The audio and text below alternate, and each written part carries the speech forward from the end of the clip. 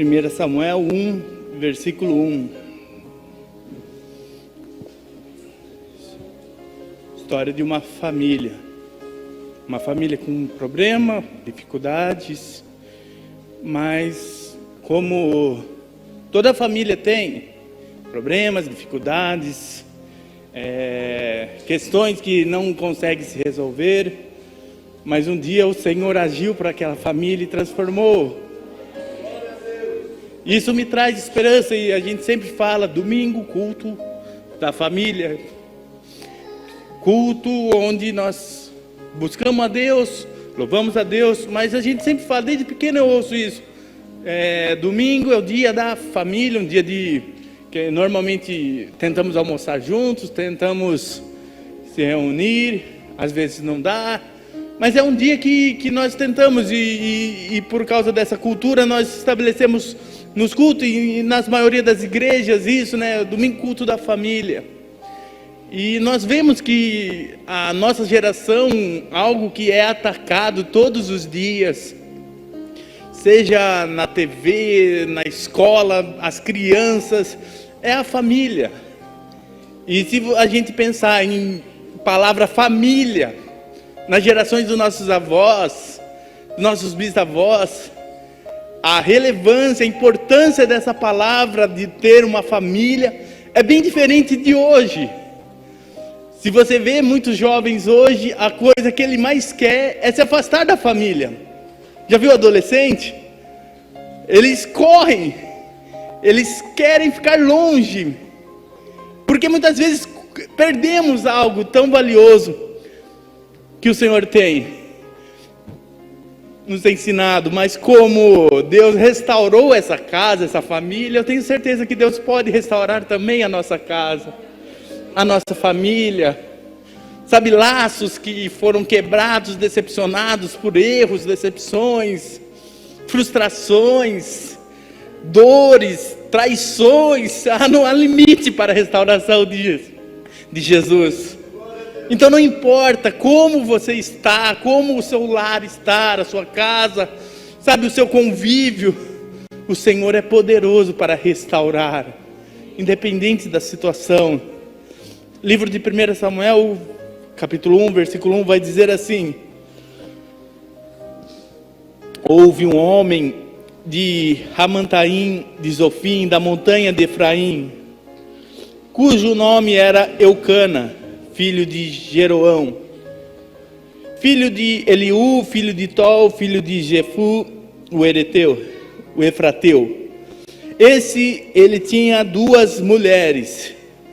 O nome de uma era Ana, e o nome de outra era Penina. E Penina tinha filhos, porém Ana não tinha filhos. Até aqui, depois a gente vai continuar lendo mais. Temos que entender que aqui o escritor, ele relata algumas coisas para a gente entender o contexto. Ele começa falando, teve um homem que era filho de não sei de quem, filho de não sei de quem, e ele tinha duas mulheres. Alguém pode falar, mas duas mulheres? Mas um pouquinho para frente a gente entende por que ele teve duas mulheres. Porque ele vem e fala assim, porque a Penina tinha filhos, e a Ana não tinha. E o escritor, ele fala, ele era esposo da Ana e da Penina. Então entende-se, por isso, que ele era um homem que foi e casou com a Ana. A Ana não podia gerar filhos, a lei permitia que ele casasse com outra mulher para poder dar as suas descendentes, para poder ter filhos. Então, casou com a Ana, Ana não podia gerar, veio a Penina, que não tinha culpa nenhuma na história. Vamos continuar. Versículo 3: subia, pois, esse homem da sua cidade de ano em ano a adorar e a sacrificar ao Senhor dos exércitos em Siló. Estavam ali os sacerdotes em Siló, estavam ali os sacerdotes do Senhor, Ófnis e Finéias, os dois filhos de Eli. E sucedeu, no dia que Eucana sacrificava e dava a eles porções a Penina, sua mulher, e todos os seus filhos e todas as suas filhas, porém a Ana dava uma parte excelente, porquanto ele amava a Ana. Porém o Senhor lhe tinha cerrado a madre, e a sua competidora excessivamente irritava para embravecer, porquanto o Senhor lhe tinha encerrado a madre. Até aqui, irmãos. Vamos orar. Senhor, nós precisamos da Tua palavra, Pai. Nós precisamos ser restaurados por Ti. Nós precisamos, Senhor, da Tua voz, da Tua palavra, a Tua palavra que abre o mar, a Tua voz, Senhor, a Tua palavra que transforma situações, que traz, Senhor, a vida, que traz de volta a existência aquilo que não existe. Vem, Senhor, pela Tua palavra nos transformar, nos guiar, nos ajudar. Nós só queremos a Tua palavra nesse momento, então toma o controle do que for feito aqui, Senhor. E fala conosco, Pai. É que eu te peço, no nome do Senhor Jesus Cristo. Amém. A Ana, você deve conhecer essa história. O sonho dela, por todo esse contexto que eu falei para vocês, era ser mãe.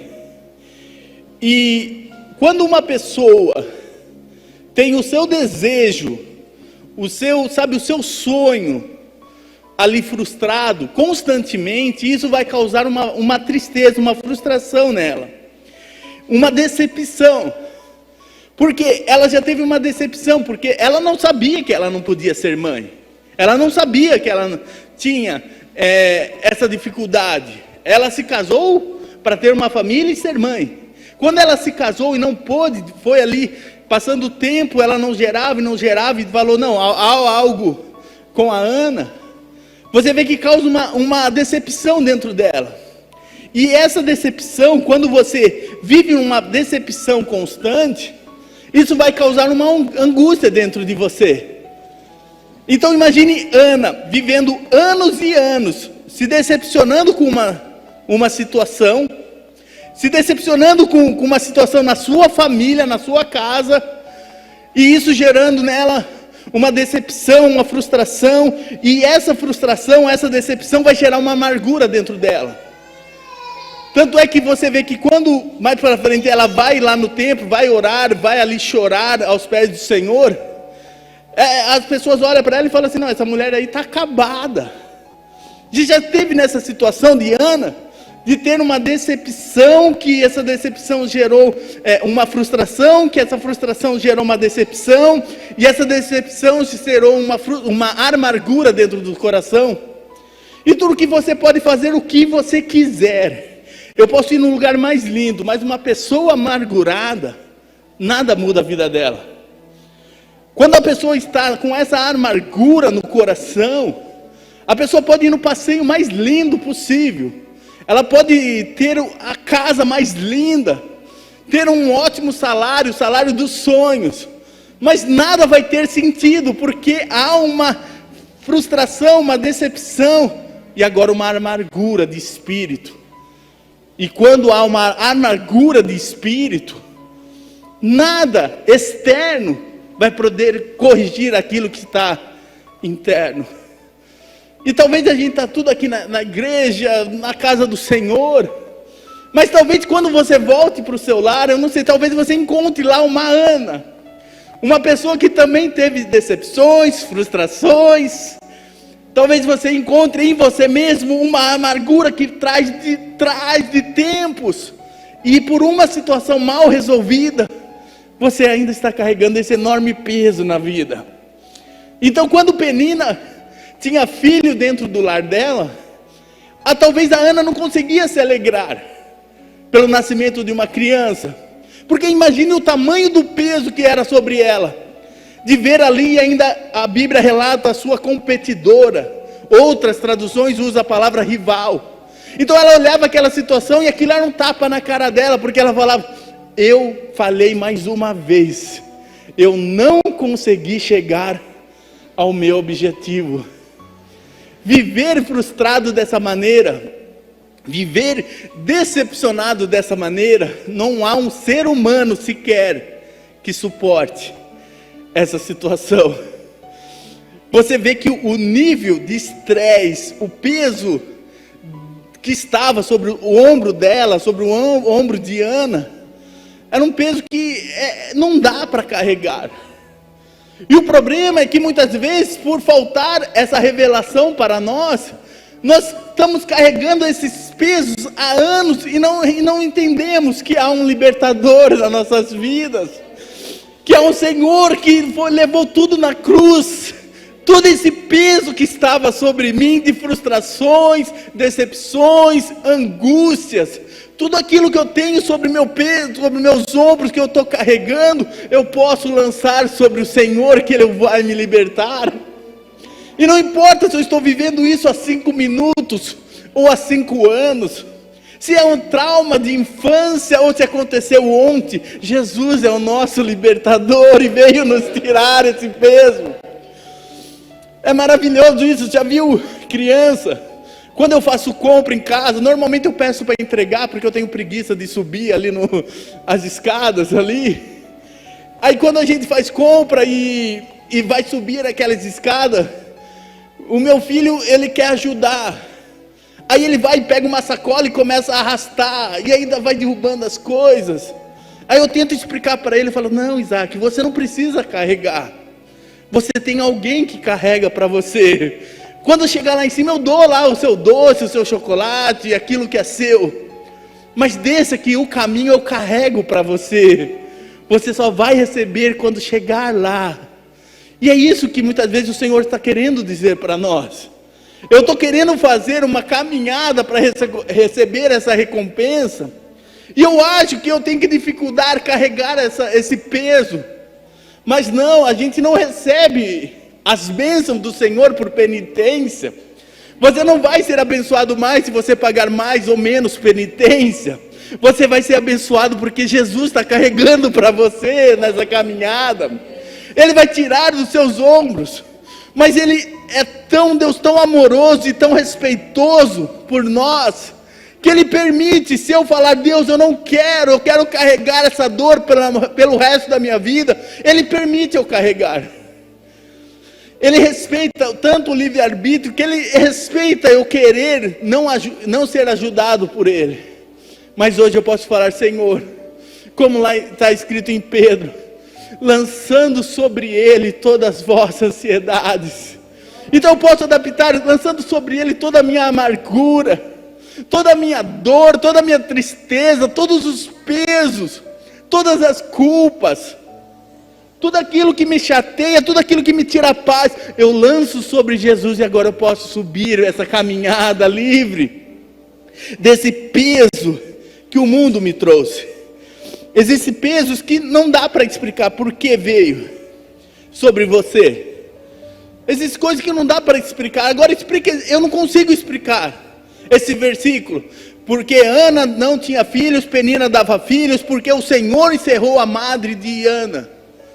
Existem coisas que não dá para entender. E talvez você viva situações na sua vida que você para e olha e fala, eu não consigo entender por que isso está acontecendo comigo. Já teve uma situação nesse ano, não estou falando nem do seu passado, que você não consegue entender, que você olha assim e você fala, Deus, por que isso está acontecendo? Por que está acontecendo isso comigo, Deus? O que eu fiz para merecer isso? E a gente é muito de pensar em merecimento ou não merecimento. Talvez Ana pensava assim, o que eu estou fazendo para não merecer? E se você vê as promessas de Deuteronômio, ele vai falar que o Senhor, Ele vai abençoar a sua casa, e a sua mulher vai ser como uma videira frutífera, vai ali multiplicar os seus filhos. Há uma promessa em Deuteronômio. Imagine a Ana lendo esse versículo. Ela lê um versículo de bênção, e quando olha para a sua vida, uma vida totalmente diferente daquilo que leu. Porque eles iam ali no templo, eles sabiam, eles conheciam. Isso acabou dando uma frustração nela, porque a única coisa que Ana tinha olhos era para o seu problema. É só você fazer o teste. O que você repara mais no seu dia? As coisas que dão certos ou as coisas que não dão certo?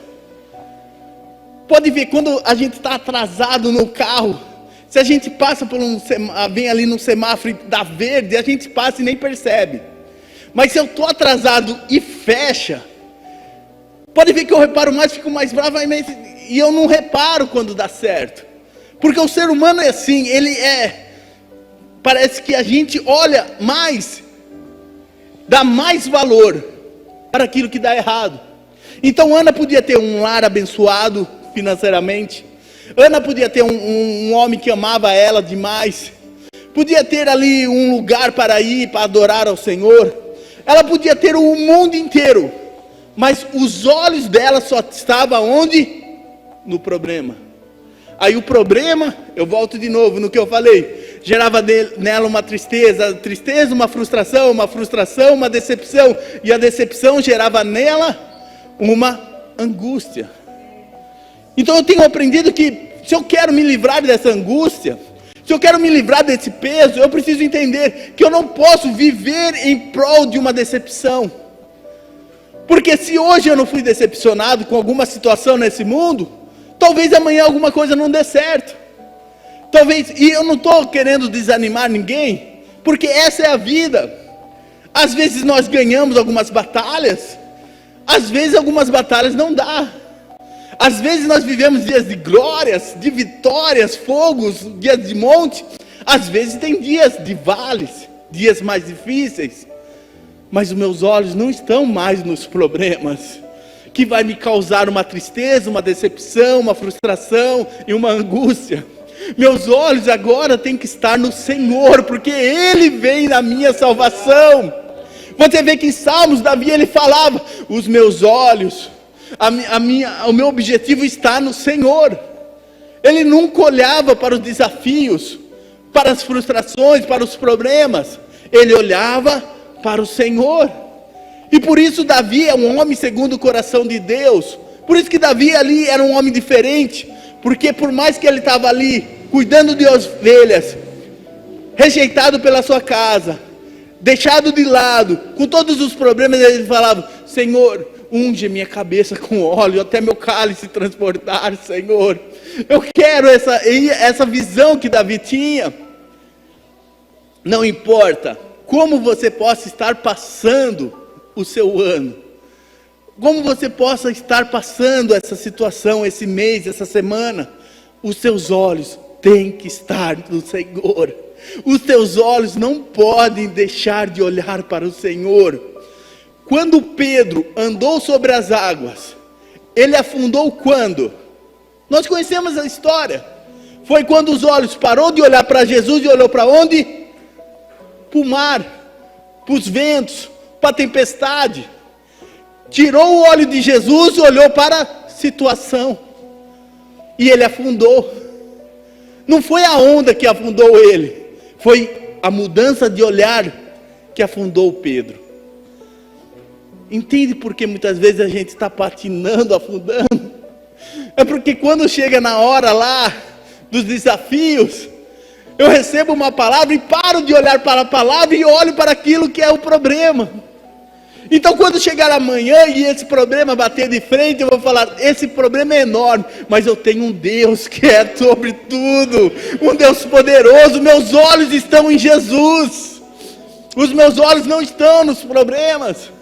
Tem até uma frase, eu vi uma vez naquelas frases de caminhão, sabe, que põe as frases, que dizia assim, não diga que você tem um grande problema, diga ao problema que você tem um grande Deus. E é realidade. Às vezes a gente fala para Deus, Deus, olha o meu problema, a minha situação, olha a minha dificuldade. Nós lamentamos e choramos, e temos que orar ao Senhor, contar tudo a Deus.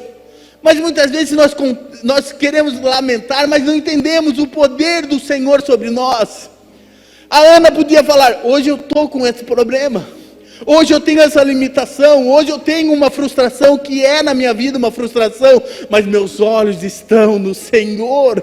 Os meus olhos estão no Senhor, que pode mudar a minha vida. Sabe, criança, eu tenho certeza que se eu faço o teste agora, consegue pensar em um apelido que você, ou uma brincadeira ou algo que machucava você quando criança? Eu consigo pensar. Eu lembro uma vez que nos acampamentos que a gente fazia, a gente sempre, em ano, fazia história de alguém. Aí contamos várias histórias que fazia, representava. Aí uma dessas histórias tinha um apelido, o personagem principal tinha um apelido, e eu perguntei para a pessoa, e esse apelido que você recebia? A pessoa falou, não fale sobre isso. Era um apelido de criança, depois de 50 anos ainda machucava esse apelido. Você entende? Criança fica com objetivo. Pode ver que alguns traumas que você tem é quando você era criança, porque você ainda não tinha estrutura para aguentar essa situação. Agora, quando mais velhos, com mais estrutura, mais, sabe, com uma maior sabedoria, agora não te afeta tanto. Mas parece que quando era criança, afetava. E na fé, a Bíblia nos ensina que a gente tem que deixar de ser criança. Que fica nisso aí, de ser afetado por essas situações, e não consegue crescer no Senhor. E ele até fala, fica ali no leite espiritual e não come algo sólido. Eu sei que também Jesus fala de ser como uma criança, na parte de ser simples, verdadeiro e outras características. Mas estou falando de pessoas que não conseguem amadurecer na fé, que ainda tem esse mesmo problema que a criança tem. Como Ana tinha um enorme problema, e eu não estou minimizando o tamanho do problema.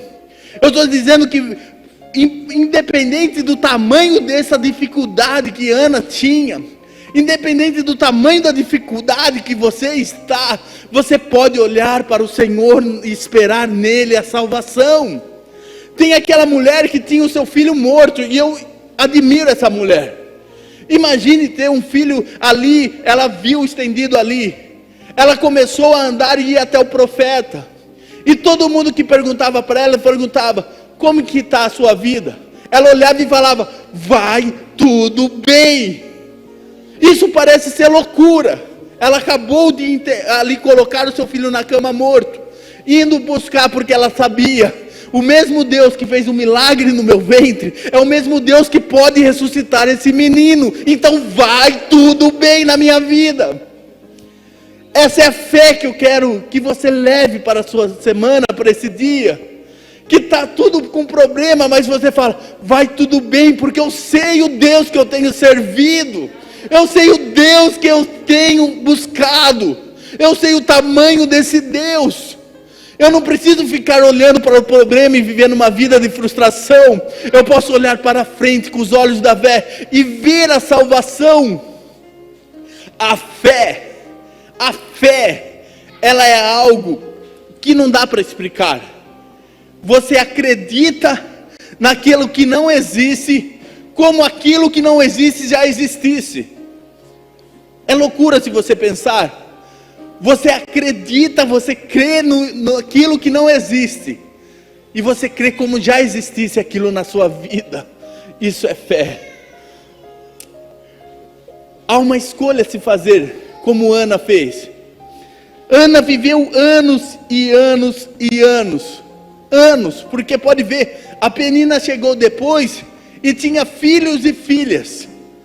Então foram anos de frustração na vida de Ana, olhando um problema. Mas a Penina também vivia a mesma dificuldade. A Penina dava os filhos e olhava, eu sou a segunda opção, eu não tenho o amor do meu marido, eu não tenho a prioridade. A Ana recebe uma porção excelente, eu não recebo essa porção dessa maneira. Então a Ana olhava o que a Penina tinha, a Penina olhava o que a Ana tinha. Tem um ditado, a grama do vizinho sempre é mais verde. A Ana olhava, a vida da Penina é perfeita, ela tem filho. E a Penina olhava para a Ana, a vida da Ana é perfeita, ela é amada. Talvez você até pense assim, que situação boa que esse vive, que situação, eu queria trocar. Mas o problema não é o tipo do problema. Porque Penina também ficava carregando um peso por aí, de se sentir a pessoa desprezada. Ela também carregava. Então não é o tipo do problema, é onde você olha, onde você foca. Essa é a dificuldade. Muitas vezes a gente vê situações piores que a gente, e a pessoa, você olha e fala, que força que essa pessoa tem. Eu tenho metade do problema dela e olha como essa pessoa está animada, essa pessoa está forte.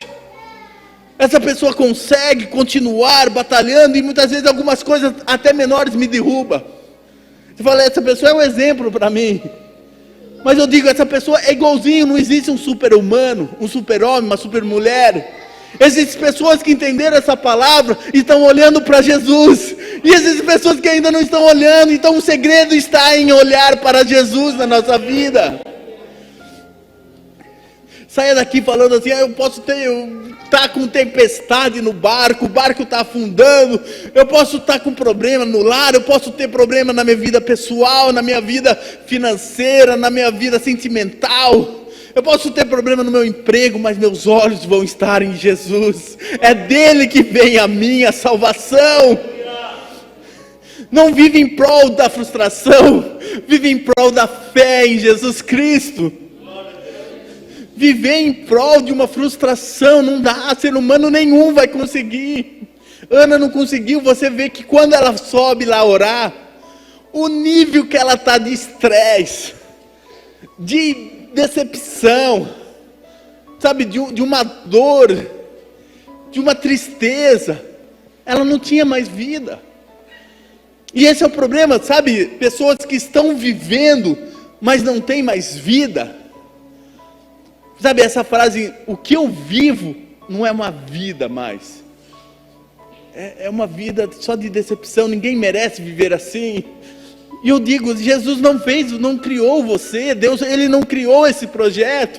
Ele não criou o seu lar para viver um lar de frustração. Deus, Ele não criou você para você viver chorando. Deus, Ele não se alegra na sua tristeza, Ele alegra na sua alegria, na sua salvação. Ele é um Pai de amor. Ele se alegra assim quando você é curado, Ele se alegra assim quando você conquista, Ele se alegra assim quando você tem a bênção. Sabe, eu não prego um evangelho de só flores, de só alegrias, mas Deus, Ele tem esse objetivo da gente viver uma vida abundante. Ele prometeu para nós uma vida abundante em todas as áreas. Uma vida que sim, podemos enfrentar a adversidade, mas há uma vida melhor para nós. Aqui nessa terra, eu sei que nós esperamos lá a eternidade, mas Jesus tem uma vida abundante aqui nessa terra para você. Sim, você pode ser feliz, você pode ser feliz. Olhe para Jesus, mude o seu olhar, mude o seu olhar. Você vê que, lembra daquela história, que estavam subindo no templo e tinha ali um coxo, que lhe pediu uma esmola. Ali Pedro olhou ali e falou, olha, eu não tenho prata nem ouro, mas olha para mim. Ele estava ali no nome do Senhor Jesus, ele falou, olha para mim. Não olha mais para você pedindo esmola, olha para mim. E aquele olhar ali, ele falou assim, no nome do Senhor Jesus Cristo Nazaré, levante e anda. Antes do milagre ele teve que mudar o olhar, porque ele pedia talvez esmola assim, como eu sou um coitado que nasci com um tremendo problema, eu sou um frustrado que está aqui abandonado na pobreza, na miséria. Mas Pedro pegou na mão dele e falou, olha para mim, olha para cima, olha, no nome do Senhor Jesus, você vai ter a sua vida mudada hoje. E eu digo a mesma coisa, não é o poder de uma igreja, de um púlpito, de um pregador, é o poder do nome do Senhor Jesus Cristo, que Ele quer mudar a sua vida hoje. E de uma pessoa frustrada que ficava na porta do templo, triste, mendigando, ele foi o primeiro a entrar pulando de alegria naquele culto, naquela reunião. Jesus, Ele quer mudar essa situação em nós. Ele quer transformar essa situação em nós. Ele não quer ver você triste, Ele quer ver você feliz. Eu quero que você leia lá no capítulo 2 de Samuel. Capítulo 2, versículo 1.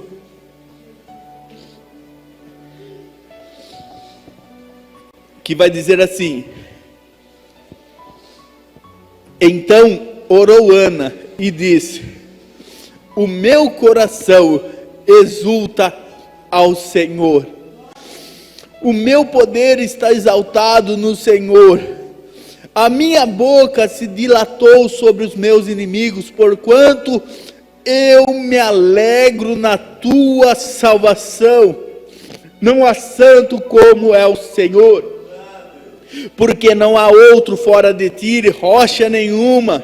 Há como nosso Deus. Até aqui. Você vê a oração dela? A oração dela não é mais: eu tenho um problema, me ajuda, eu sou pequeno, eu sou frustrado, eu sou o pior dos piores.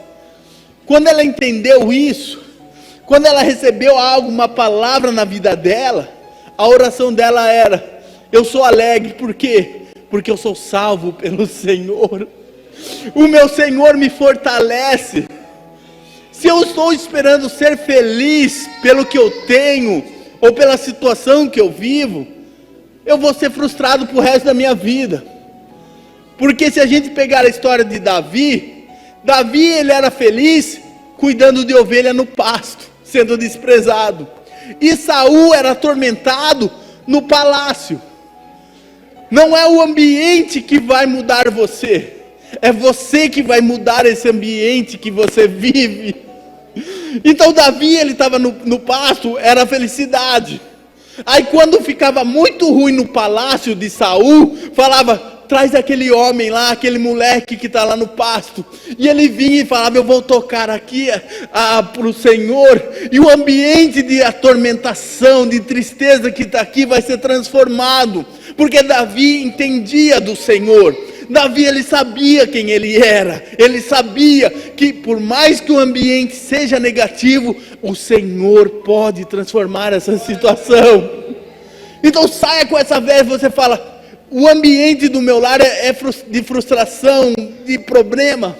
O ambiente lá é um ambiente de dificuldade, mas eu tenho essa unção que Davi tinha. Eu tenho esse Deus verdadeiro que não mudou, que é o mesmo, que transforma o ambiente, que transforma a família, que transforma a casa. Eu posso levar essa transformação aonde eu for, pelo nome do Senhor Jesus Cristo. Você pode, irmão, você pode, minha irmã. Aleluia. Deus, ele tem muito mais para você.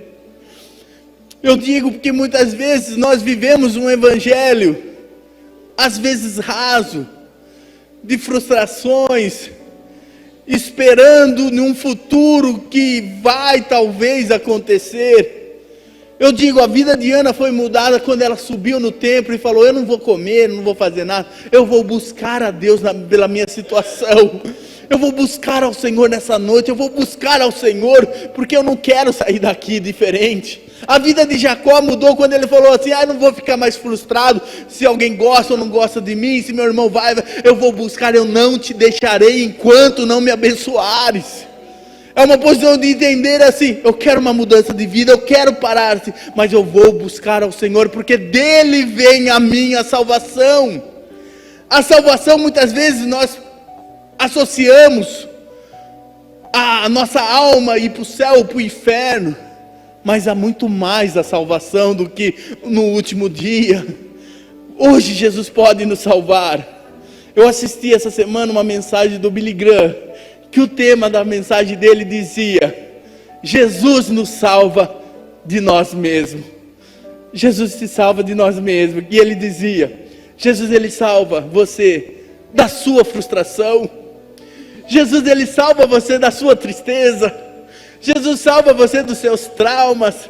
Jesus salva você das suas dores. Jesus salva você dos seus pensamentos, dos seus achismos, de tudo que você possa viver. Jesus te salva.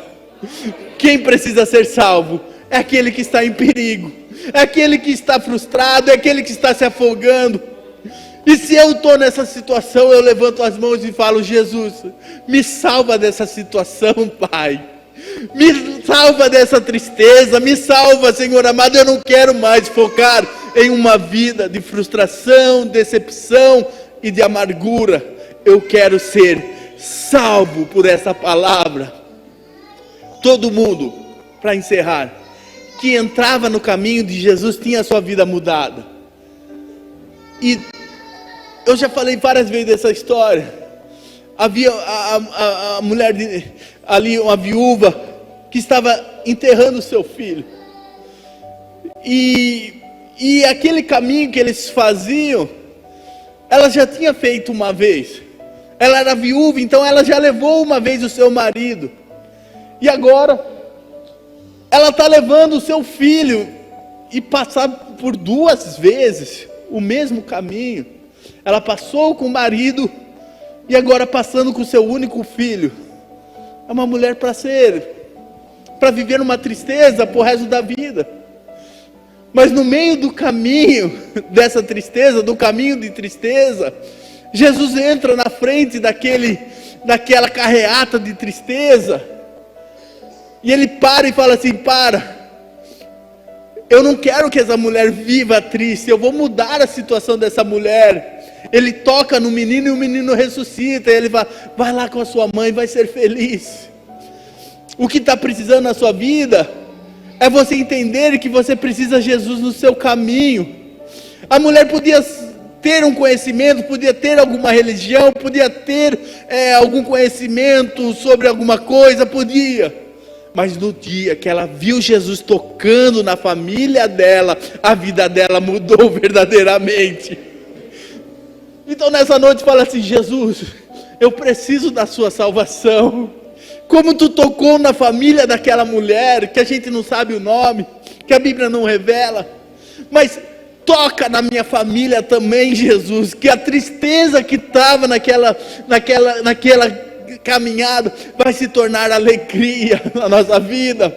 A vida de Ana deixou de ser uma vida de frustração, decepção e amargura, quando ela entendeu o toque do Senhor na vida dela.